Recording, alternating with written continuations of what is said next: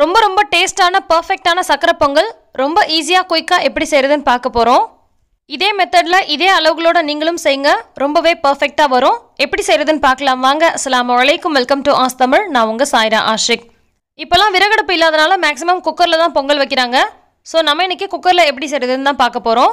இதுக்கு நான் 1 கப் அளவுக்கு பச்சரிசி நொய் எடுத்திருக்கேன். பச்சரிசியில் பொங்கல் வச்சா தான் ரொம்ப டேஸ்ட்டாக இருக்கும். பச்சரிசி நொய்யாக இருந்தால் எடுத்துக்கோங்க, இல்லைனா முழு அரிசியாக இருந்தாலும் எடுத்துக்கோங்க. நொய்யாக இருந்துச்சுன்னா அந்த பொங்கலோட டெக்ஸ்சர் நல்லாயிருக்கும். மெஷரிங் கப்பில் தான் அளக்கணும்னு இல்லை, நார்மலாக அது கப்லையோ அல்லது டம்ளரில் கூட அளந்துக்கலாம். 1 கப் அளவு சேர்க்குறீங்கன்னா 1/2 கப் அளவுக்கு நம்ம இது கூட பாசிப்பருப்பு சேர்க்க போகிறோம். எந்த கப்பால் 1 கப் அளவு அரிசி போடுறீங்களோ அதே கப்பால் 1/2 கப் அளவுக்கு பாசிப்பருப்பு சேர்த்துக்கோங்க. இந்த ரேஷியோவில் செஞ்சால் டேஸ்ட் ரொம்பவே நல்லாயிருக்கும். அடுத்து இது கூட 1/4 கப் அளவுக்கு கடலைப்பருப்பு சேர்க்க போகிறோம். நிறைய பேர் கடலைப்பருப்பு சேர்க்க மாட்டாங்க, ஆனால் சக்கரை பொங்கலுக்கு கண்டிப்பாக கடலைப்பருப்பு சேர்க்கணும். அரிசி பருப்பு எல்லாத்தையும் போட்டாச்சு. இப்போ இதை நம்ம ஒரு 2 முறை நல்லா வாஷ் பண்ணி எடுத்துக்கலாம். இதையே நீங்கள் ரேஷன் அரிசியில் கூட செய்யலாம், ரொம்பவே நல்லாயிருக்கும். இப்போ இதை நம்ம அடுப்பில் வச்சு லைட்டாக ரோஸ்ட் பண்ணிக்கலாம். இந்த மாதிரி செய்யும் போது பொங்கலோட டேஸ்ட் ரொம்ப ரொம்ப சூப்பராக இருக்கும். அரிசி பருப்பை கழுவி எடுத்ததுக்கப்புறம் தண்ணியெல்லாம் வடிச்சிட்டு அடுப்பில் வச்சு லைட்டாக வாசம் வரது வரைக்கும் வறுத்துக்கோங்க. மிதமான தீயில் வச்சு பண்ணிக்கோங்க. அடுத்து இது கூட நாம் 5 கப் அளவுக்கு தண்ணி சேர்க்க போகிறோம். எந்த கப்பால் அரிசி பருப்பு அளந்தோமோ அதே கப்பால் 5 கப் அளவுக்கு தண்ணி சேர்த்துக்கலாம். 1 கப் அளவு அரிசிக்கு 1/2 கப் அளவுக்கு பாசிப்பருப்பு, 1/4 கப் அளவுக்கு கடலைப்பருப்பு, 5 கப் அளவுக்கு தண்ணிங்க.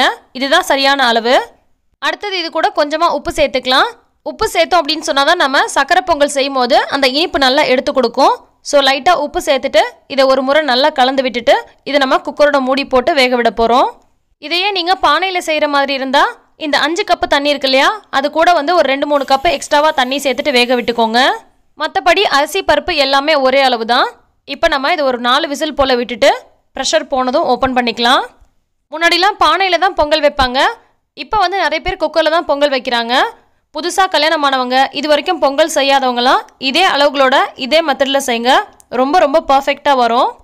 இப்போ அரிசி பருப்பெல்லாம் நல்லா வெந்து வந்துடுச்சு.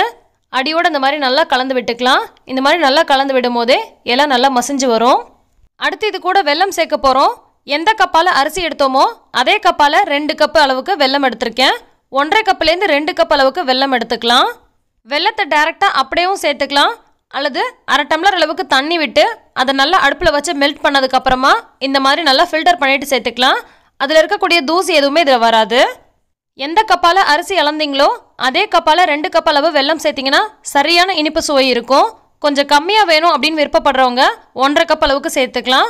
1/2 கப்புலேருந்து 2 கப்பு வரைக்கும் சேர்க்கலாம். உங்களுக்கு இனிப்பு சுவை வேணும் அப்படின்னு சொன்னால் 1/2 கப்பு ஃபஸ்ட்டு சேர்த்துட்டு பத்தலை அப்படின்னா அதுக்கப்புறமா கூட சேர்த்துக்கலாம். இப்போ இதெல்லாத்தையும் சேர்த்து நல்லா மிக்ஸ் பண்ணதுக்கப்புறமா இது கூட 1 டீஸ்பூன் அளவுக்கு ஏலக்காய் பொடி சேர்த்துட்டு அதையும் நல்லா கலந்து விட்டுக்கலாம். இப்போ இன்னொரு பக்கம் வானல் அடுப்பில் வச்சுட்டு இதில் 2 ஸ்பூன் அளவுக்கு நெய் சேர்த்துக்கலாம். நெய் உங்களுக்கு விருப்பத்துக்கு தகுந்த மாதிரி கொஞ்சமாகவோ நிறையாவோ சேர்த்துக்கோங்க. நிறைய சேர்த்திங்கன்னா டேஸ்ட்டு ரொம்ப ரொம்ப சூப்பராக இருக்கும்.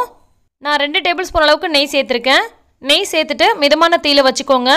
இப்போ இது கூட நல்ல ஒரு கை அளவுக்கு முந்திரி பருப்பு எடுத்து சேர்த்துட்டு இதை ஒரு ஸ்பூன் வச்சு நல்லா கலந்து விட்டுக்கலாம். ரொம்ப நிறம் மாறிடக்கூடாது, இந்த மாதிரி நல்ல மிதமான கலர் எல்லா பக்கமும் வரணும். முந்திரி ஓரளவு வறுபட்டு வந்ததுக்கப்புறமா இதில் நம்ம ஒரு கைப்பிடி அளவுக்கு திராட்சை சேர்த்துட்டு அதையும் லைட்டாக வறுத்து விட்டதுக்கப்புறமா இதை நம்ம அப்படியே எடுத்து நம்ம மிக்ஸ் பண்ணி வச்சுருக்க பொங்கலில் சேர்த்துக்கலாம். அதே நெய்யிலேயே கொஞ்சம் துருவன தேங்காய் சேர்த்து லைட்டாக ரோஸ்ட் பண்ணிவிட்டு இது கூட சேர்த்தோம்னா ரொம்ப ரொம்ப சூப்பராக இருக்கும். தேவைப்பட்டால் சேர்த்துக்கோங்க, நான் இன்றைக்கி தேங்காய் சேர்க்கலை. சக்கரை பொங்கல் நீங்கள் செய்ய போகிறீங்கன்னா இதே அளவுகளோட இதே மாதிரி செய்யுங்க, ரொம்ப ரொம்ப சூப்பரான ஒரு பர்ஃபெக்டான சக்கரை பொங்கலாக இருக்கும். கண்டிப்பாக நீங்கள் இது மாதிரி செஞ்சு பார்த்துட்டு எப்படி வந்துச்சுன்னு கமெண்ட் பண்ணுங்கள். சிலர் சக்கரை பொங்கல் செய்யும் போது வெள்ளை சக்கரை சேர்ப்பாங்க. வெள்ளை சக்கரை சேர்த்திங்கன்னா டேஸ்ட் அவ்வளோ நல்லா இருக்காது. கண்டிப்பாக நீங்கள் வெல்லம் சேர்க்கும் போது தான் டேஸ்ட் ரொம்ப சூப்பராக இருக்கும். நல்லா டார்க்காக இருக்கக்கூடிய வெல்லமாக பார்த்து வாங்கினீங்கன்னா பார்க்குறதுக்கும் ரொம்பவே கலர்ஃபுல்லாக நல்லாயிருக்கும். ரொம்பவே டேஸ்ட்டான ஒரு பர்ஃபெக்டான சக்கரை பொங்கல். இந்த ரெசிபி உங்களுக்கு ரொம்பவே பிடிச்சிருக்கும்னு நினைக்கிறேன். பிடிச்சிருந்தா லைக் பண்ணுங்கள், மற்றவங்களுக்கும் ஷேர் பண்ணுங்கள். எல்லா புகழும் இறைவனுக்கே. நன்றி.